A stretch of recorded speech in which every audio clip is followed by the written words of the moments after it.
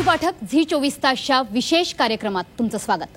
खरं तर गेल्या काही दिवसांपासून चर्चेत असणाऱ्या वैष्णवी हगवणे प्रकरणाने पुरोगामी महाराष्ट्रातल्या पुरोगामी या शब्दावरच एक भलं मोठं प्रश्नचिन्ह उभं केलंय। खरं तर वैष्णवी हगवणे हे प्रकरण म्हणजे हिमनगाचं एक टोक आहे, कारण अशा अनेक वैष्णवी दररोज 4 भिंतींच्या आत सासरचा जाच त्रास सहन करतायत।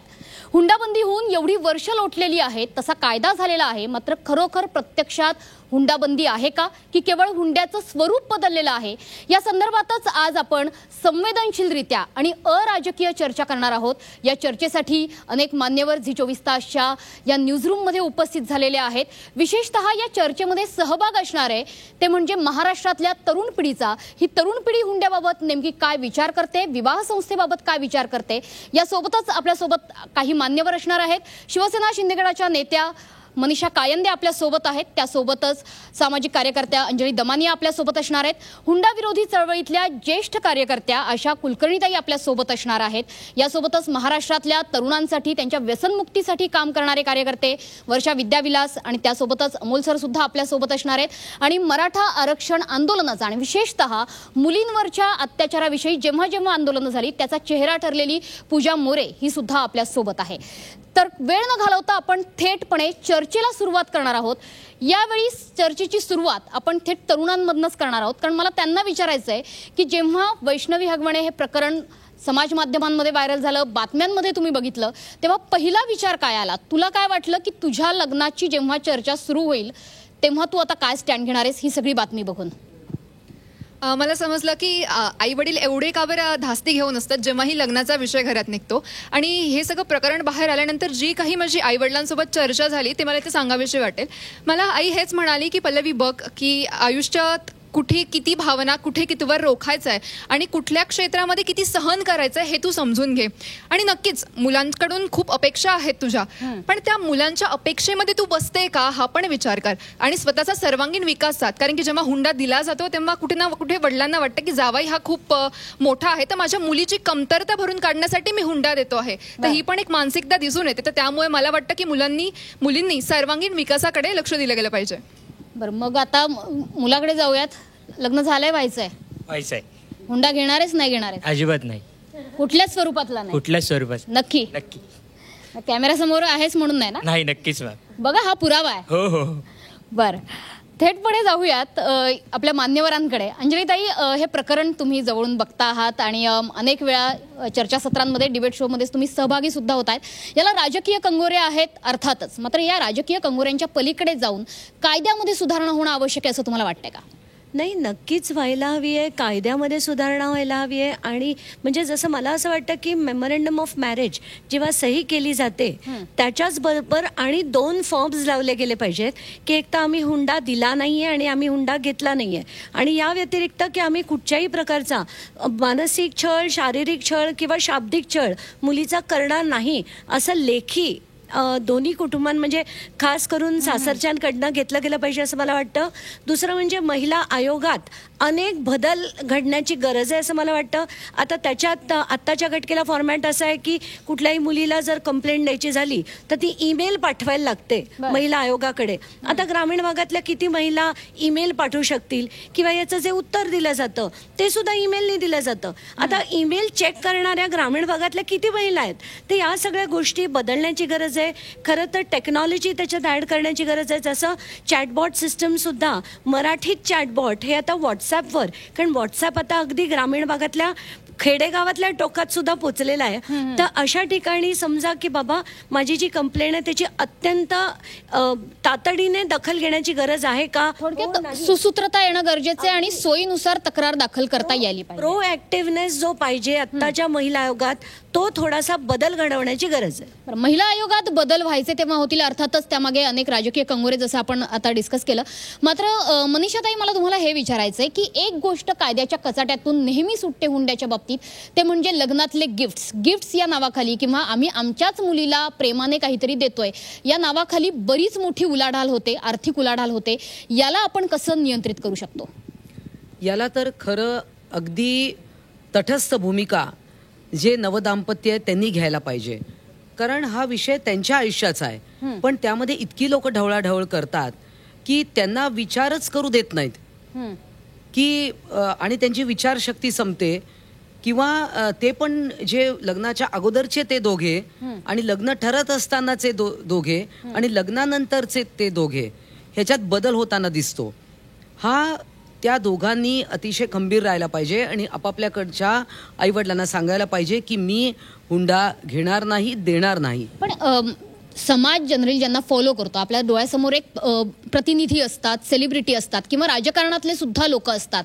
राजकीय वास्तव काय हुंड्याचं? कारण आपण मोठमोठी राजकीय घराणी बघतो, त्यांचे मोठमोठाले लग्न सोहळे बघतो, त्यामुळे समाजावरती कुठे ना कुठे एक पिअर प्रेशर येतं की यांचा मोठा लग्न समारंभ झाला, आपला पण व्हायला पाहिजे. राजकीय घराण्यांमध्ये सुद्धा हुंड्याची देवघेव होते का? बघा, ही सगळी होतच असणार. त्याला हुंडा हे नाव नसेल, पण तू एक मुलीला किंवा जावयाला काहीतरी दिलंय, त्याला आपण हुंडा हे नाव देत नाहीये. पण मग राजकीय नेत्यांची ही जबाबदारी आहे, कारण आपण यापूर्वी बघितलेलं आहे की लक्ष भोजनावरनं रान पेटलेलं होतं महाराष्ट्रामध्ये जेव्हा दुष्काळ पडला होता. आताची राजकीय परिस्थिती जर आपण बघितली तर राजकीय नेत्यांनी सुद्धा हे भान ठेवायला हवं असं वाटतंय का? निश्चित भान ठेवायला पाहिजे सेलिब्रेट करताना. त्याच्यात एक नवीन जो प्रकार आलाय की जो त्याचा अतिरेक होतोय तो म्हणजे प्री वेडिंग शूट्स. हा पण इतका त्याच्यावर खर्च केला जातो आणि मग ती प्री वेडिंग शूट्स देखील लग्नाच्या रिसेप्शनच्या ठिकाणी दाखवली जातात. मला असं वाटतं लग्न या भोवती इतका खर्च वाढलेला आहे की यामध्ये त्याला आता काही लिमिट राहिलेली नाहीये. नक्की, म्हणजे स्वरूप तर बदललेलं आहे. आपल्यासोबत आशाताई कुलकर्णी आहेत. तुम्ही हुंडा विरोधी चळवळीमध्ये अनेक वर्ष काम करता आहेत. हुंडाबंदीचा कायदा होऊन बरीच वर्ष लोटली आहेत. आधीच्या काळात म्हणजे 90च्या दशकामध्ये अशा केसेस बऱ्याचपैकी यायच्या. आता आणि तेव्हा नेमका काय फरक जाणवतोय? हुंड्याचं स्वरूप कसं बदललंय? आता पुष्कळ केसेस वाढलेल्या आहेत असं आपल्याला दिसतंय, कारण मीडियाचा खूप प्रसार झालेला आहे, त्याच्यामुळे त्या केसेस पुढे येत आहेत. इतकंच काय, पण गेल्या 3 महिन्यात जानेवारी ते मार्च 2025 मुंबईमध्ये केवळ एका मुंबई महानगरामध्ये 126 हुंड्यासाठी छळ केल्याच्या तक्रारींची नोंद झाली आहे आणि त्यामध्ये 9 हुंडा बळी आहेत. एकट्या मुंबईत 3 महिन्यात? मुंबईत, केवळ मुंबईत 3 महिन्यात एका शहरामध्ये, आणि ते देखील मुंबई सारख्या शहरातली ही आकडेवारी सांगताय. आणि माझ्या मते तर हुंडा ही जी पद्धत आहे ती आपल्या संविधानातील जे महत्त्वाचं एक कलम आहे किंवा तत्व आहे स्त्री पुरुष समानतेचं, त्याला पूर्णपणे हरताळ फासणारी ही प्रथा आहे. इतकंच काय, पण समाजामध्ये स्त्रीचं दुय्यम स्थान अधोरेखित करणारी ही प्रथा आहे. गेल्या काही वर्षात तुमचं निरीक्षण कसं आहे की आधीच्या काळात कसा हुंडा घेतला जात होता, आता ज्या तक्रारी येत आहेत त्याच्यात कसा हुंडा घेतला जातोय? हुंड्याचं स्वरूप बदललंय. तसं पाहिलं तर आता मॅडम म्हणाल्या, पण त्या हुंडा प्रतिबंधक कायदा जो आहे त्याच्यामध्ये हुंड्याची व्याख्या सुद्धा केलेली आहे की कुठच्याही प्रकारची देवाणघेवाण विवाहासंदर्भात तो हुंडा, ही व्याख्या आहे. इतकंच काय, पण हुंडा बळीची सुद्धा त्याच्यामध्ये व्याख्या केलेली आहे. इतकंच नाही तर आपल्या हुंडा बळीची जी व्याख्या आहे त्याच्यामध्ये एखाद्या महिलेचा मृत्यू, अपमृत्यू जर विवाहानंतर 7 वर्षाच्या आत झाला आणि असं सिद्ध झालं की तिला टॉर्चर केलं होतं, तिचा मानसिक शारीरिक छळ केला होता मृत्यूपूर्वी, तर तो हुंडाबळी ठरतो. आणि त्याचबरोबर अनेक पुरावे सुद्धा, परंतु पुरावे नष्ट करण्यामध्ये आपल्याकडचे गुन्हेगार वाकबगार असतात, त्याच्यामुळे पुरावे नष्ट केले जातात आणि अशा प्रकारच्या आत्महत्या सुद्धा ज्या असतात त्या हुंड्याच्या कारणासाठी झालेल्या असतात, पण त्या आत्महत्या म्हणून त्यांची नोंद होते. हुंडाबळी म्हणून त्याची नोंद होऊ शकत नाही कारण पुरावे मिळत नाही. बरोबर. आशाताई, तुम्ही हुंडाबळी आणि हुंडा याची व्याख्या सांगितलेली आहे, मात्र एक महत्त्वाचा मुद्दा तुम्ही बोललात की हुंडा ही प्रथा स्त्री पुरुष समानतेला लागू होत नाही. मात्र हुंडा या प्रकरणामध्ये बरेचदा स्त्रीची शोषण करती असते. आपल्याकडे एक म्हण फार प्रचलित आहे की स्त्री स्त्रीची शत्रू आहे. विशेषतः घरामध्ये सासवा जावा या एकमेकींच्या शत्रू असतात, सुनेला छळतात आणि अनेक मालिकांमधनं, माहेरची साडीसारख्या चित्रपटांमधनं आपण ते बघितलेलं आहे. भीती वाटते लग्न करण्याची, आता नकोच ती कटकट, असं वाटतंय कधी? आताची जर आपण परिस्थिती बघितली की वैष्णवी हगवणे या प्रकरणात काय झालं किंवा इतर कुठेही महाराष्ट्रात असं प्रकरण बघायला मिळालं की एक नवतरुणी म्हणून तरी भीती वाटते, पण स्वतःवर विश्वास वाटतो की मी एक कायद्याची विद्यार्थिनी असून जे काही शिकते ते मी अंमलात आणेल. काय होतंय की 1961 साली हा हुंडाबळी अधिनियम लागू झाला, पण 64 वर्षे उलटली तरी आपण 64 वैष्णवींना नाही वाचवू शकलो. जेव्हा मी स्वतः उभी राहील, मी एक मुलगी म्हणून आवाज माझा उंचावेल, तेव्हा कुठे मी या सगळ्या गोष्टींना आळा घालू शकेल. पण याचा अर्थ असा होत नाही की मी उठून बंड पुकारेल. ज्या काही धोरणं आता सुरू आहेत की हुंडाबळी व्हायला पाहिजे, आणि इतकंच नाही तर सतीप्रथा ही बॅन केली गेली, त्यानंतर बालविवाह बॅन केला गेला. पूर्वीच्या काळी काय व्हायचं की प्रतिष्ठेसाठी ही गोष्ट केली जायची, आणि आता काय होतं, मी ज्या गावाकडून येते त्या गावामध्ये असं आहे की मुलगा जिथे काम करत असेल त्यानुसार त्याचे हुंड्याचे रेट फिक्स होतात. गावाकडचा असेल तर कमी, बाहेर शिकणारा असेल, बाहेर असेल तर जास्त रेट होतात. आता तुझ्या भागात काय रेट आहे, म्हणजे तू कुठल्या भागात येतेस आणि तुझ्या भागातल्या हुंड्याचा रेट काय? जर गावाकडे लाईक मेट्रोपॉलिटन सिटीमध्ये काम करणारा असेल तर 2 ते 3 लाख, आणि त्यासोबत काही सोने नाणे तोळ्यांमध्ये असं. आणि पुणे मुंबई सारख्या शहरातला असेल तर मग 8 ते 10 लाख असा हुंड्याचा रेट असतो. मुळात माझा एक प्रश्न आहे की 1961च्या नियमानुसार हुंडा बंदी आहे. ज्या गोष्टीची तुम्हाला भीती वाटायला हवी ती तुम्ही स्वाभिमानाने कशी सांगू शकतात? निदान कायद्याची तरी लाज वाटायला हवी नाही. म्हणजे लाज नाही तर अभिमान बाळगला जातोय. म्हणजे असं अशा कानावर आलंय कुणाच्या की कोणी अभिमानाने सांगते मला इतका हुंडा मिळाला किंवा असं. म्हणजे मी माझ्या काही मित्रांकडनं ऐकलंय, माझे अनुभव सांगायला हरकत नाही. तू सांग की तुझ्या मित्रांमध्ये काय चर्चा असते हुंड्याबाबत, किंवा लग्नाळू मुलांमध्ये काय चर्चा असते? नाही, म्हणजे आता शहराकडच्या भागांमध्ये तर प्रत्येक जण हुंड्याच्या विरोधीच बोलतो, पण जेव्हा आपण प्रत्यक्ष लग्न करायला जातो तर त्यावेळी काही प्रथांच्या माध्यमातून अप्रत्यक्षरित्या हुंडा दिला जातो. म्हणजे की आपल्याकडे जसं वरदक्षिणा दिली जाते तर वरदक्षिणेच्या नावाखाली आता हुंडा हा दिला जातो. कुठले समानार्थी शब्द आहेत हुंड्याला, त्याचं लेबलिंग तू म्हणतोयस, कुठले असे समानार्थी लेबल्स आहेत हुंडा या शब्दाला? म्हणजे आता हुंडा हा फक्त हुंडा म्हणजे त्याचा एक एक्सटेंडेड फॉर्म तयार झालेला आहे की आता मग गाडी भेट करणं, किंवा जर नवऱ्याला जर पुढे शिक्षण घ्यायचं असेल तर त्याची फी देणं, किंवा कुठे बाहेर फिरायला जायचं असेल तर त्याचे पॅकेजेस आणि त्याचे पैसे देणं. तर ही वेगवेगळ्या पद्धतीचे आता एक्सटेंडेड फॉर्म्स हुंड्याचे तयार झालेले आहेत, ज्याच्या माध्यमातून आपण नाही की ते फक्त त्या व्यक्तीपुरतं आहे किंवा आम्ही स्वखुशीने देतोय, पण तो मागे कुठेतरी आपण हुंडा दिलेलाच समोर आपल्याला येतोय. मग तू घेणार आहेस वरदक्षिणा? किती वर्षाचा आहे आता? नाही, मी वरदक्षिणा घेणार नाहीये, आणि माझ्या कोणी ओळखीतले असेल त्यांनाही मी हेच सांगतो की आमच्या ज्या युवकांमध्ये चर्चा होतात तेव्हा पण, किंवा हे जे प्रकरण चालू आहे त्याच्यावरनं देखील आम्ही हाच धडा घेतलेला आहे की आपण कुठल्या ATMशी लग्न करत नाही तर आपण एका व्यक्तीशी लग्न करतो, तर तिला व्यक्तीचं स्वातंत्र्य असणं गरजेचं आहे, आणि ते स्वातंत्र्य आपण प्रत्येकाला दिलं पाहिजे. नक्की. मात्र असं जनरलाइज आदर्शवादी आपण सगळेच जण बोलत असतो. मला तुझ्या वैयक्तिक आयुष्यातला अनुभव सांग की आजूबाजूला किंवा आपल्या आयुष्यात अशा प्रकारचे प्रसंग आलेत आणि कसं तोंड दिलं जाऊ शकतं यांना? मी एक वैदू समाजातून येते, तर एक नॉमॅडिक ट्राईब कम्युनिटी आहे. तर मी प्रथमतः म्हणजे प्रत्यक्षात अनुभवलेलं एक माझं प्रकरण आहे की मी बालविवाहाच्या समोरे गेले. तर तेव्हा एका मुलीवरती खूप जास्त प्रेशर असतो, एक घरातल्या व्यक्तींचा, एक बाहेरच्या व्यक्तींचा भरपूर असतो. तर त्यावेळी त्याच्या मनातली भावना ती स्वतः समजू शकते, आणि तिच्या समोरे जायचेही रस्ते तिलाच ठरवावं लागतं. तर माझं एक प्रश्न म्हणजे हे एक गोष्ट मांडायची आहे की त्यांची मानसिकता कशी असते. जर घरातले व्यक्ती एका व्यक्तीला चूज करतात तर तेव्हा ते लोक आपल्याला भरपूर सपोर्ट करतात. भले ते वयाने मोठे असू दे, भले ते आपल्या घरातल्या आईचा भाऊ असू दे, ते सपोर्ट करतील. पण मी हेही अनुभवले की जेव्हा आपण स्वतः एका व्यक्तीवरती, बाहेरच्या समाजाचा असो स्वतःच्या समाजाचा असो, आपण त्यांच्यासमोर आपली गोष्ट मांडतो, म्हणजे लव्ह मॅरेज सोबत तर मांडतो, तर ते असं बोलतात की तुझं डिसिजन आहे, तर तू एकदा लग्न करून गेली की आपल्याला म्हणजे परत तू येण्याचाही म्हणजे परत येऊही शकत नाही. पण म्हणजे अरेंज मॅरेज ही आईवडिलांची जबाबदारी आणि लव्ह मॅरेज ही मॅरेज करणाऱ्यांची जबाबदारी, असं सरसकट विभागीकरण आहे.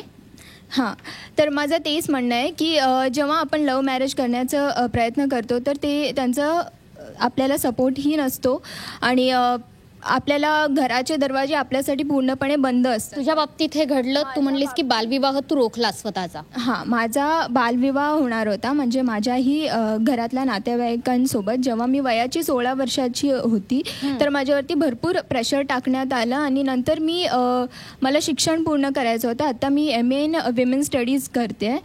तर माझं हेच म्हणणं आहे की एक महिला म्हणून आपण आपल्या जीवनाच्या आनंदासाठी आपले रस्ते आपण स्वतःला बनवावं लागतो, कुठे पण जावं. तर म्हणून मी गावातून मुंबईला आले शिकण्यासाठी. तर ह्या प्रकरणातून मला असं वाटतं की एक जीवनसाथी निवडण्याच्या अगोदर आपण आपल्या विचारांचा बघायला हवा आणि त्यांची घराची मानसिकता बघायला हवी आणि त्या माणसांसोबत थोडंसं वेळ दिल्यानंतर आपल्याला त्यांचे सगळे राहणीमानही कळतं. तर ते थोडक्यात निवड ही अतिशय महत्त्वाची असं तुझं म्हणणं आहे. मात्र याला अनेक कायदेशीर कंगोरे सुद्धा आहेत. आपल्यासोबत कायदेतज्ञ आहेत जे कायदेशीर बाबी आपल्याला समजावून सांगतील. त्या क्षितिजा वडाडकर सध्या आपल्यासोबत आहे. क्षितिजा ताई, एकंदरीत आपण जी चर्चा करतोय, हुंड्याचं स्वरूप बदललंय हे तर या चर्चेतून समोर आलंय. मात्र या बदललेल्या स्वरूपाला कायद्याच्या कचाट्यात आपण अडकवू शकतो का? एखाद्याने तक्रार करायची ठरवली तर गिफ्ट्स याला कायदा लागू होतो का?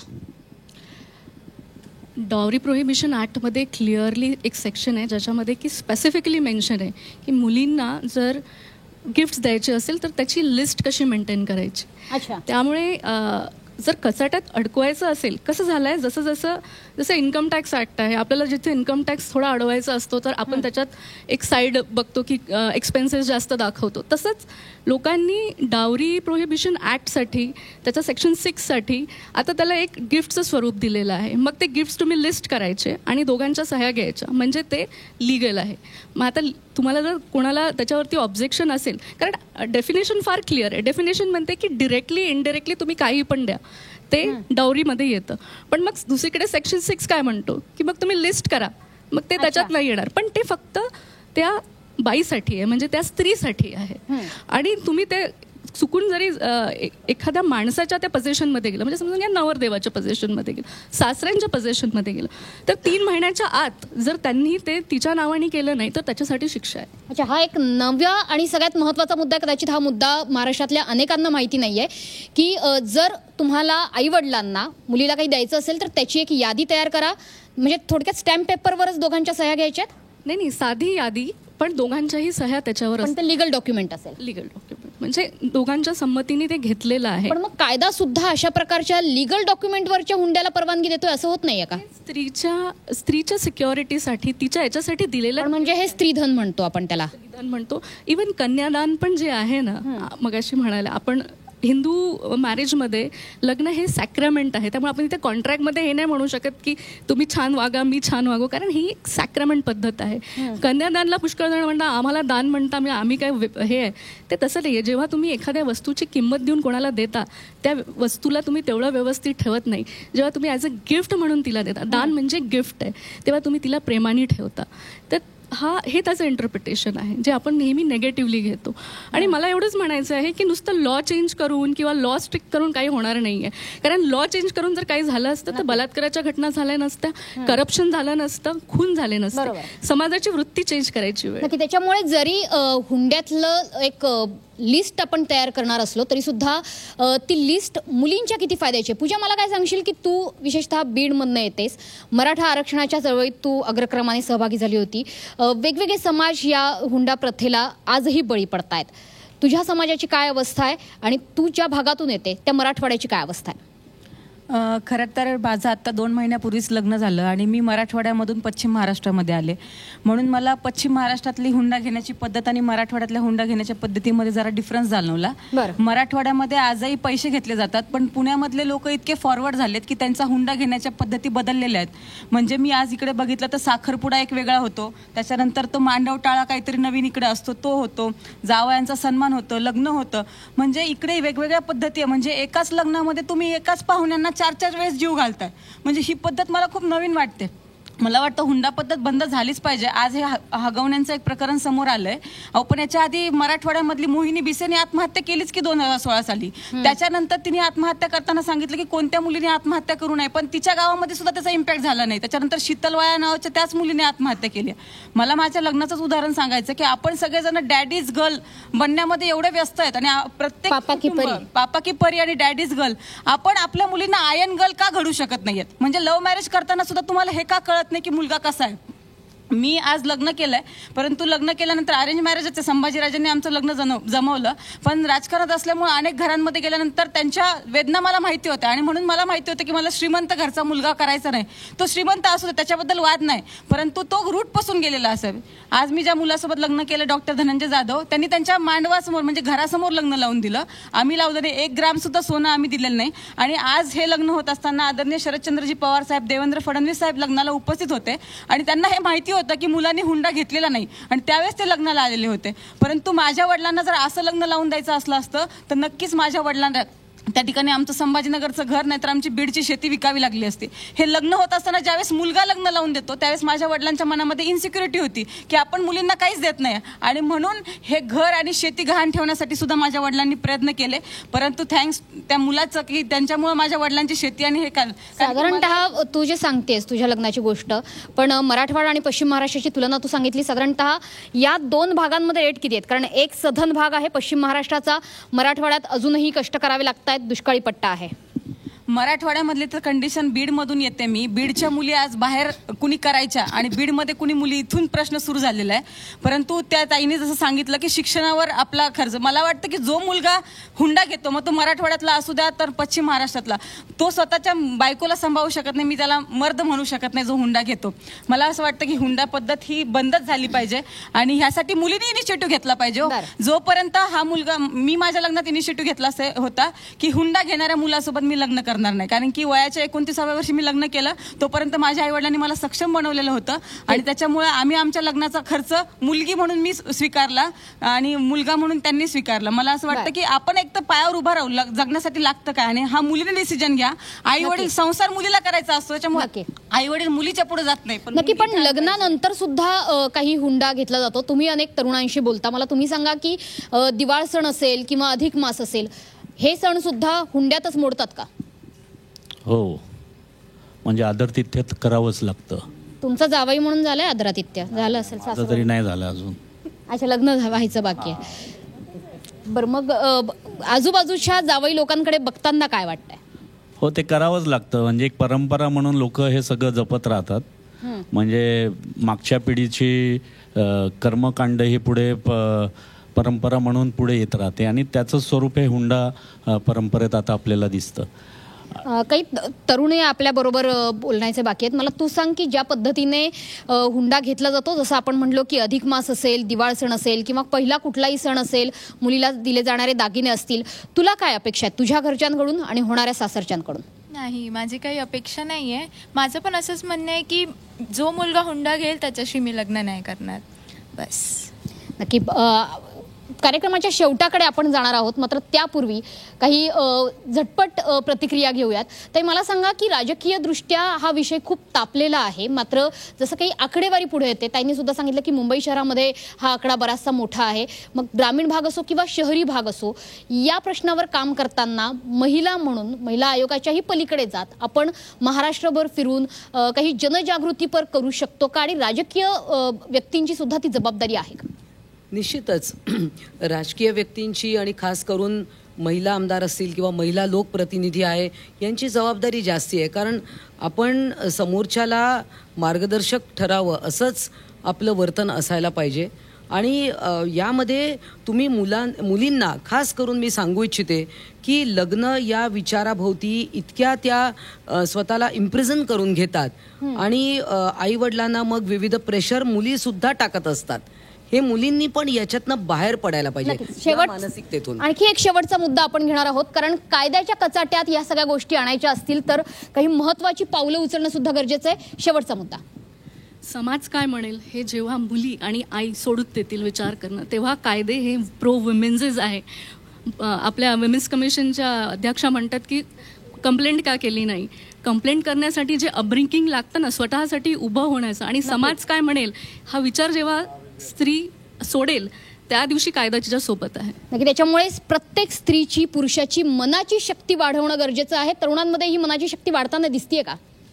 मला वाटतं नक्कीच या सगळ्या प्रकरणात तरुण विचार, खास करून मुलींनी हा विचार केला पाहिजे. कारण आम्ही जेव्हा नशेवर ते काम करतो, दरवर्षी 14 फेब्रुवारीला व्हॅलेंटाईन डेला मुली शपथ घेतात की मी निर्व्यसनी जोडीदार निवडीन. तर नक्कीच त्यांनी विचार केला पाहिजे की लग्न हा जो बाजार मांडला गेला आहे, कारण बाजार जिथे असतो, व्यवहार जिथे असतो ना, तिथे मग विकृती आणि मजुरी येते. त्यामुळे ही माजुरी जी वाजलेली आहे ना, ती जर तोडायची असेल तर या महाराष्ट्रातल्या मुलींनी जर तय केलं की मी निर्व्यसनी जोडीदार निवडीन आणि मी हुंडा न देणार ना घेणार, म्हणजे घेणार आता निवडणारच नाही. त्यामुळे मुलं अशी खूप आहेत आमच्या समोर की जे आता बघतात आहे की हुंड्याशिवाय पण मुली घ्यायला तयार आहेत. पण मुलींच्या ज्या लग्नाच्या किंवा इतर ज्या जीवनसाथीच्या संकल्पना बदलल्या आहेत ना, त्या संकल्पनाला थोडा आवर घालून एक चांगला माणूस म्हणून त्याची निवड करणं गरजेचं आहे. आणि ज्या भौतिक गोष्टी आहेत त्या तुम्ही दोघंही मिळून मिळवू शकता ना, कमवू शकता. अंजलीताई दमाने, तुमच्याकडनंही मत जाणून घ्यायला आवडेल. तुम्ही खरं तर अनेक राजकीय नेत्यांना कानपिचक्या देत असतात.